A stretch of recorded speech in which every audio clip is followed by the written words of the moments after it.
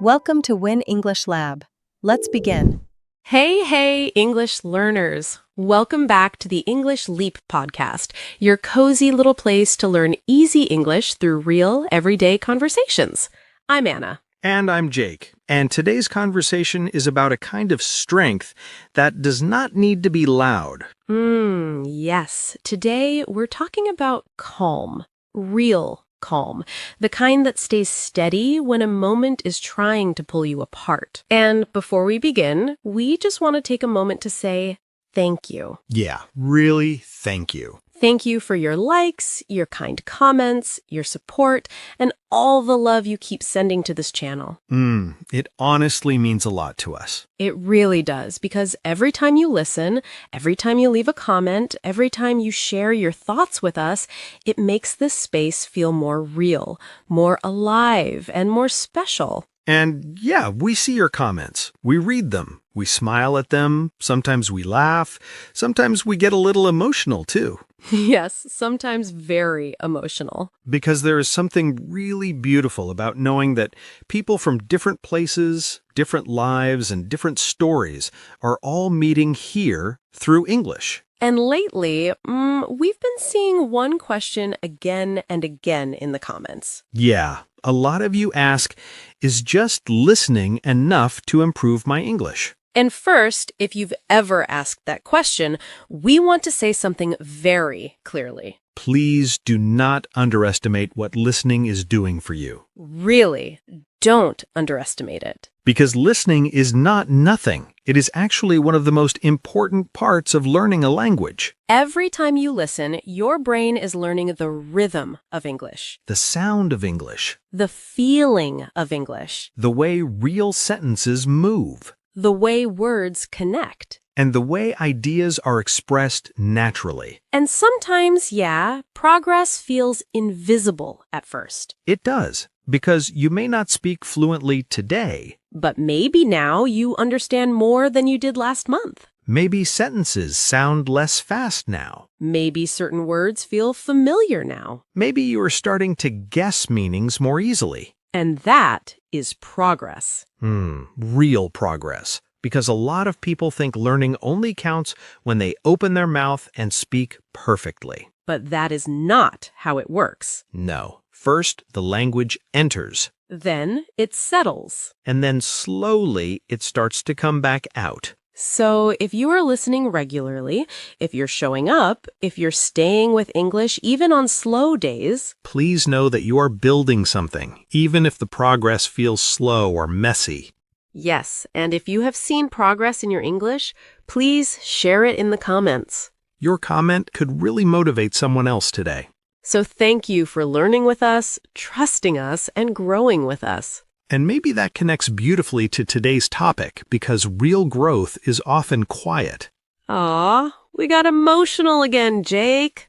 People are going to say this intro is longer than their life plan. Yes, but honestly, this topic needs a slower beginning. Because calm is not flashy or dramatic. But it is powerful.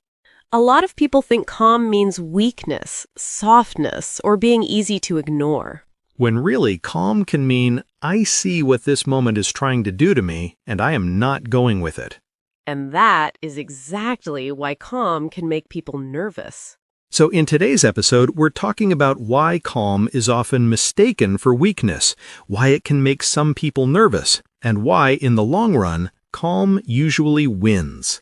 And as always, while we talk, you'll also hear useful English words, phrases, and expressions naturally inside the conversation. This is a B2 level episode, so don't worry if you do not understand every single word the first time. Yeah, just relax, listen slowly, and let the conversation carry the English to you. And later in the episode, we'll have a calm little word tour with some really strong vocabulary connected to today's topic. Very calm word tour. So, if you've ever stayed quiet in a moment where the old you would have reacted badly, Or if you've ever realized that your calm made you look stronger, not weaker, or if you're still learning how to stay steady without becoming cold, then this episode is for you. and tell us in the comments, do you think calm is something people are born with? or something life teaches them the hard way. Ooh, that's a good one. I know. Quiet topic, dangerous question. Exactly. And if you enjoy learning English with us through calm, natural, everyday conversations, don't forget to like this episode, subscribe to the channel, and share it with someone who might really need it. All right. Let's begin. Why is calm so often mistaken for weakness? I think one reason is that calm does not announce itself. It does not walk into the room saying, "Look at me, I'm powerful."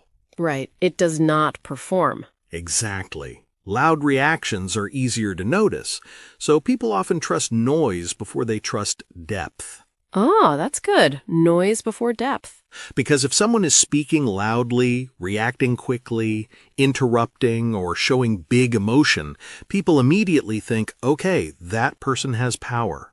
But if someone stays calm and composed, that can look very different. Yes, and if someone is composed, they stay steady and in control, especially in a tense moment.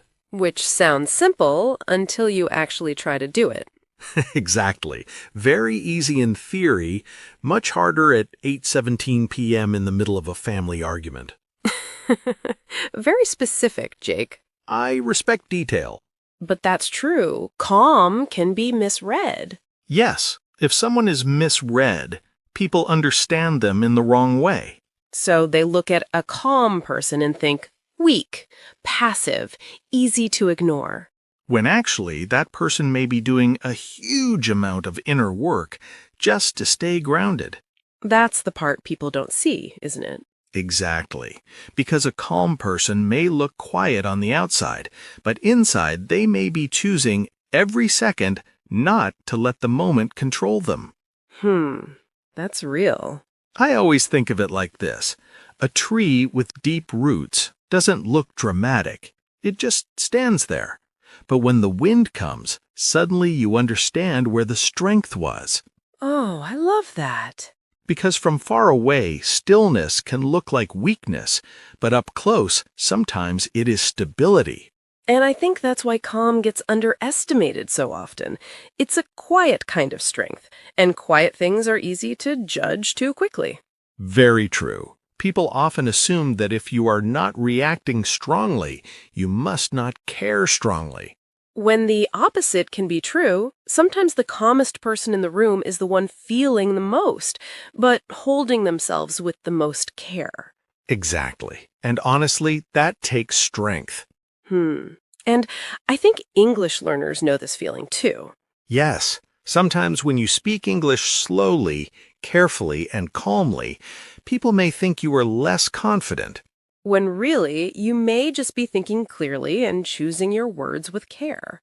So please remember, being quiet for a second does not mean you are weak in English. Sometimes it means you are being thoughtful. Yes. And once calm is misunderstood, the next strange thing happens. Sometimes it starts making people nervous.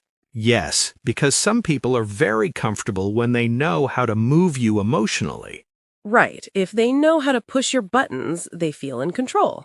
Exactly. If they can provoke you, they understand the situation. And to provoke someone means to push them emotionally and try to get a reaction from them. Anger is familiar. Panic is familiar. Defensiveness is familiar. But when someone stays calm, suddenly the usual script stops working. And that can make the other person feel unsettled. Yes, if someone feels unsettled, they feel a little uncomfortable, shaken, or unsure. Because they were expecting one kind of moment, and now they have no idea what to do with the new one. A difficult day for chaos. Very difficult. Chaos was expecting cooperation. And got nothing. But that really is the point. Calm changes the energy of the room. It takes drama and leaves it standing there by itself. Oh, that's good.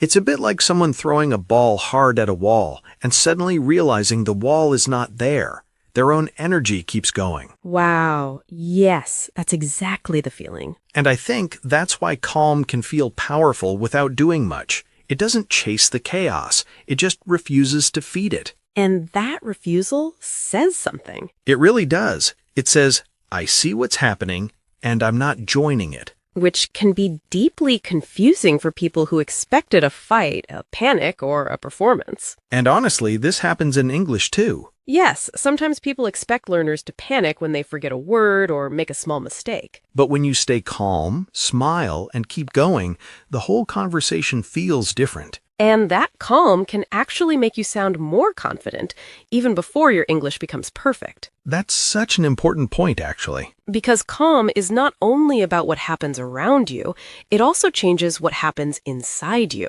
Yes, because calm protects your clarity. Right. And clarity means being able to think clearly and see what is really happening. Exactly.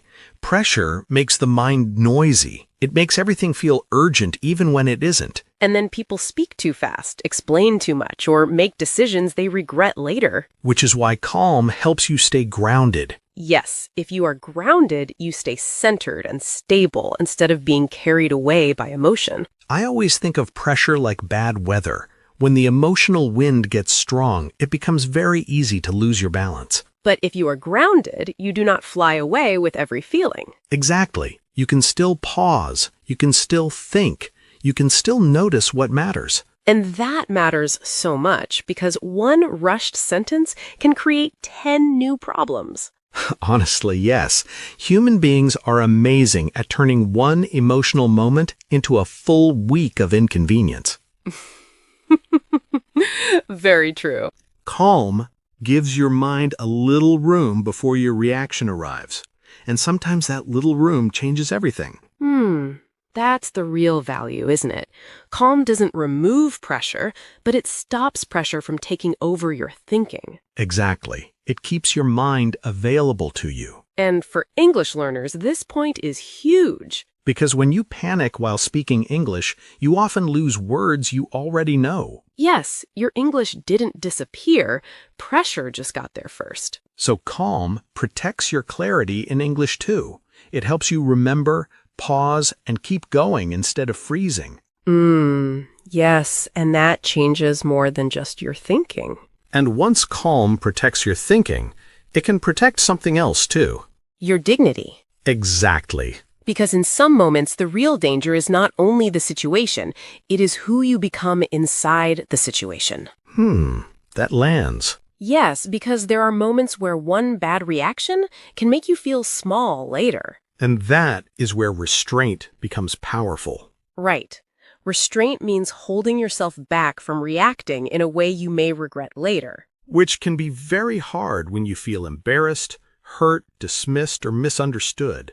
But if you can hold yourself well in that moment, you keep your dignity. Yes, and dignity is that sense of self-respect you keep even when everything around you feels messy. I think that's such a beautiful kind of strength. Because sometimes dignity is not about winning the argument, it's about leaving the conversation without losing yourself. That's the kind of line people remember. And it's true, a loud reaction may feel powerful for 1 minute. Dignity feels better when you think about the moment next week. Very true. Future you is usually not impressed by dramatic behavior. No, future you is tired. Deeply tired. Which is why calm matters. It lets you respond in a way you can still respect later. And this matters in English too, actually. Yes, calm protects your dignity when you make mistakes in conversation. It stops you from apologizing for every little error or shrinking every time you need a second to think. And that changes how you feel about yourself as a speaker. Not perfect, but still dignified. But now we need to make a very important distinction. Yes, because calm is not the same as emotional shutdown. Exactly. Real calm still feels, it still notices, it still cares. It just doesn't let the emotion take the whole wheel. And that is very different from suppression. Right. Suppression is when you push emotions down instead of dealing with them honestly. Which can look calm on the outside. But inside, everything is stacking up in a dangerous little pile. A terrible emotional storage system. Very bad architecture. Extremely. And then there is being numb.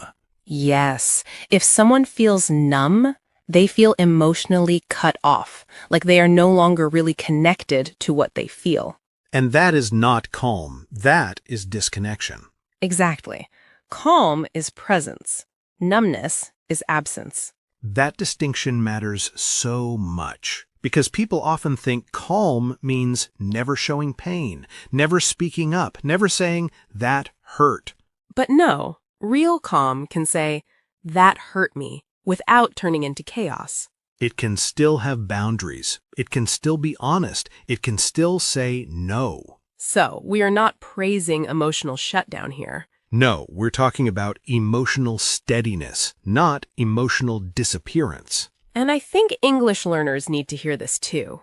Yes, speaking calmly in English does not mean pretending you are not nervous. It means you speak even while you are nervous. Exactly. You do not shut down. You stay present and keep going. Which also explains why calm often has a story behind it. And honestly, I think this next point is one of the deepest ones. I agree. Because many calm people were not born that way. No, many of them became resilient through experience. Right. If someone is resilient, they are able to recover, adapt, and keep going after difficulty. And often they become more seasoned, too. Yes. If someone is seasoned, they have been shaped by experience and become wiser because of it. Many calm people used to be much more reactive. Then life taught them what chaos costs. Oof, yes, that's real. Regret teaches very quickly. So does heartbreak.